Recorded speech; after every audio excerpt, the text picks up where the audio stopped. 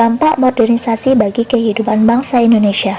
Ada beberapa perubahan perilaku masyarakat akibat adanya modernisasi. Yang pertama adalah gaya hidup. Nah, unsur budaya yang berasal dari luar negeri dan masuk ke Indonesia akan mempengaruhi atau bahkan dapat mengubah cara berpikir, cara bekerja, dan cara hidup. Nah, di antara ketiga tersebut, yang paling mudah terkena pengaruh adalah cara hidup. Nah, sehingga timbul gaya hidup baru dalam masyarakat. Nah, memang budaya asing yang perlu kita tiru adalah berpikir terbuka, logis, rasional, disiplin, dan menghargai waktu.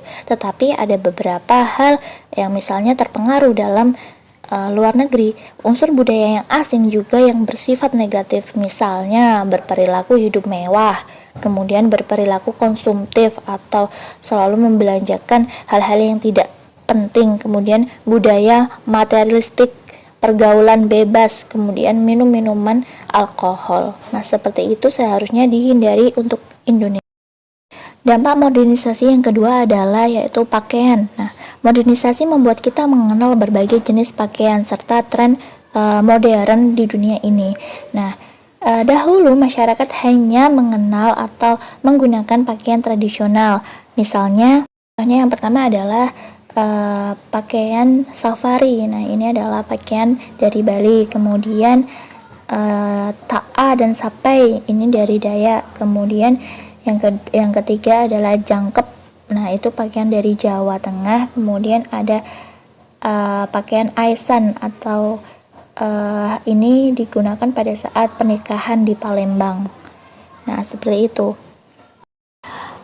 Nah, banyak masyarakat Indonesia yang cenderung lebih mengenal dan suka memakai pakaian modern seperti celana jeans, jas, t-shirt, gaun, dress, dan lain sebagainya, dan malah melupakan pakaian tradisional yang ada di Indonesia. Mereka lebih cenderung suka memakai pakaian modern dan tidak mengenal pakaian tradisional.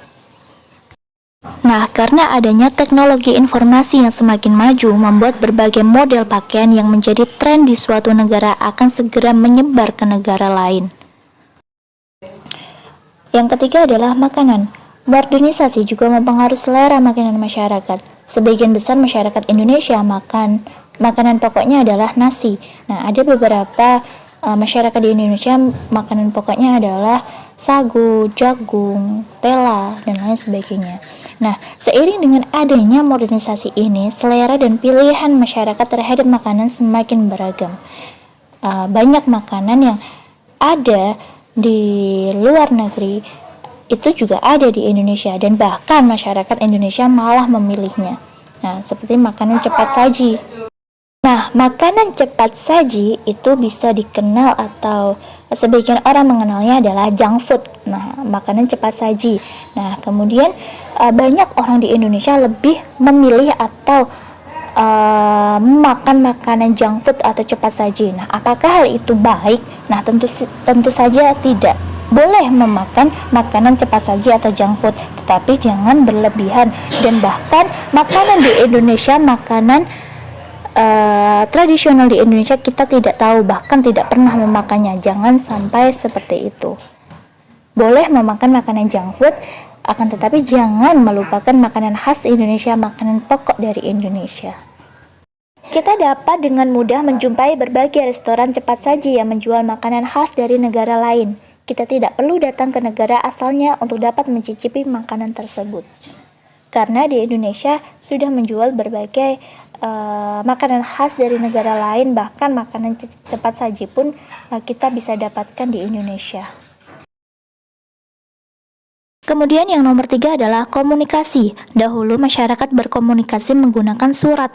Nah, surat kabar. Nah, surat tersebut adalah alat komunikasi tradisional yang mana yang dianggap kurang efektif karena proses pengiriman surat begitu lama dan kita tidak tahu apakah surat tersebut sudah sampai ke tangan penerima surat atau belum. Nah, sedangkan sekarang adalah lebih canggih lagi, ada handphone, kemudian laptop,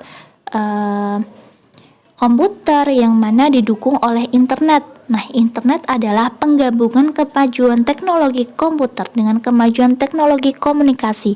Melalui internet, masyarakat memperoleh banyak kemudahan dalam melakukan berbagai aktivitas.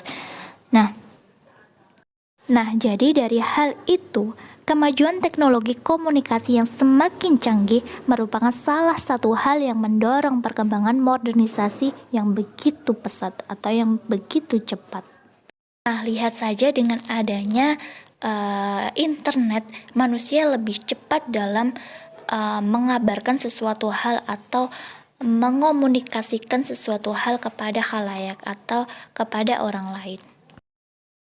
Yang nomor 5 adalah transportasi. Pada zaman dahulu, sarana transportasi masih sangat terbatas. Akibatnya, komunikasi yang terjalin antar daerah juga terbatas. Bahkan antar negara pun sangat terbatas. Perjalanan jauh ditempuh dengan waktu yang sangat lama.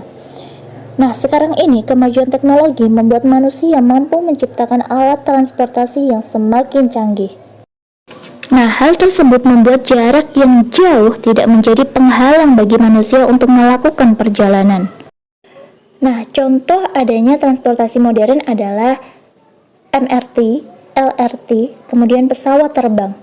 MRT dan LRT adalah kereta cepat yang keduanya sama-sama memiliki kecepatan tinggi. Bedanya, MRT adalah Mass Rapid Transit, bisa menjangkau daerah yang lebih luas atau yang lebih jauh. Sedangkan LRT atau Light Rail Transit adalah hanya menjangkau daerah tertentu atau hanya di batas kota tertentu. Kemajuan di bidang transportasi membuat pelayanan kepada masyarakat menjadi semakin baik. Perpindahan arus barang dan manusia dapat dilakukan dengan mudah. Nah, perpindahan arus barang contohnya ekspor, impor yang dilakukan di negara akan lebih mudah daripada yang dahulu. Yang dahulu berpindah kota atau berpindah desa saja begitu jauh, kemudian dengan jarak tempuh yang sangat lama. Nah, kalau sekarang antar negara, antar kota itu akan lebih cepat daripada yang sebelumnya hanya menggunakan transportasi tradisional. Nah, transportasi tradisional contohnya adalah delman, kemudian becak, andong, dan lain sebagainya. Tugas 1. Sebutkan budaya asing yang bersifat positif, yang mana baik untuk kita tiru atau kita gunakan. Nah, yang kedua adalah sebutkan 3 makanan luar negeri yang telah disebutkan di video. Kemudian yang ketiga adalah apa perbedaan alat komunikasi tradisional dan modern? Dijelaskan. Kemudian yang nomor 4, perhatikan. Aziz lebih suka membeli dan memakai jeans, tetapi ia mengenal pakaian tradisional, bahkan sering memakainya. Contohnya adalah batik. Nah, jadi Aziz sering memakai pakaian tradisional, tetapi dia suka membeli dan memakai jeans juga. Sedangkan Fatia lebih suka memakai T-street dan dia tidak mengenal pakaian tradisional di Indonesia. Nah, bagaimana sikap kalian ketika melihat kedua hal tersebut? Bagaimana sikap kalian ketika kalian melihat Aziz, dan bagaimana sikap kalian ketika kalian melihat Fatia? Nah, kemudian yang nomor 5 adalah mengapa kita tidak boleh berperilaku hidup mewah? Nah, seperti biasa tugas ditulis soalnya, kemudian beri nama dan tanggal, kerjakan semaksimalnya. Sebelum mengerjakan, alangkah baiknya simak videonya untuk bisa menjawabnya. Kemudian batas waktu pengiriman seperti biasa jam 12 malam.